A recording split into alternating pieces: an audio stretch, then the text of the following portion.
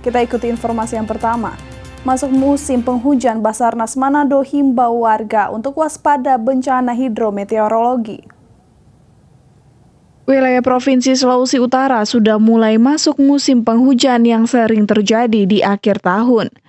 Terkait hal tersebut, Badan SAR dan Rescue Nasional Manado mengimbau warga Bumi Nyur Melambai untuk tetap waspada dan memperhatikan peringatan dini cuaca buruk dari BMKG Sulawesi Utara. Hal tersebut disampaikan oleh Kepala Kantor Basarnas Manado, Monce Bruri. Berdasarkan data BMKG tentang kesiapsiagaan dampak cuaca yang dirilis oleh BMKG yang menyatakan bahwa akan terjadi hujan lebat yang disertai dengan angin kencang dan petir. Oleh karena itu kami menghimbau kepada seluruh masyarakat yang berada di Sulawesi Utara maupun yang ada di Kepulauan Sangir Talaut agar dapat mewaspadai ancaman yang sudah disampaikan atau dampak daripada perubahan cuaca yang begitu ekstrim yang terjadi di wilayah Sulu.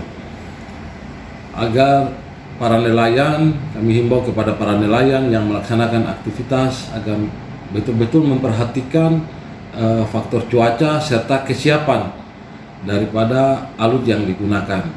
Serta kami himbau juga kepada rekan-rekan yang melaksanakan kegiatan mendaki ataupun kegiatan yang lainnya agar mempersiapkan diri sebaik mungkin serta peralatan. Kalaupun tidak diperlukan untuk melaksanakan aktivitas, agar ditunda aktivitas tersebut sampai menunggu cuaca yang agak baik baru bisa dilaksanakan. Jangan memaksakan diri, artinya karena merasa sepele dengan imbauan yang sudah disampaikan oleh BMKG sehingga memaksakan diri untuk melaksanakan aktivitas, baik melaksanakan aktivitas mencari atau nelayan maupun aktivitas pendakian atau perkemahan di tempat-tempat alam terbuka.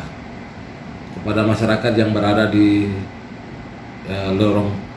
lereng pegunungan atau yang berdampak akan bisa menimbulkan dampak longsor atau pohon tumbang agar mewaspadai akan hal tersebut.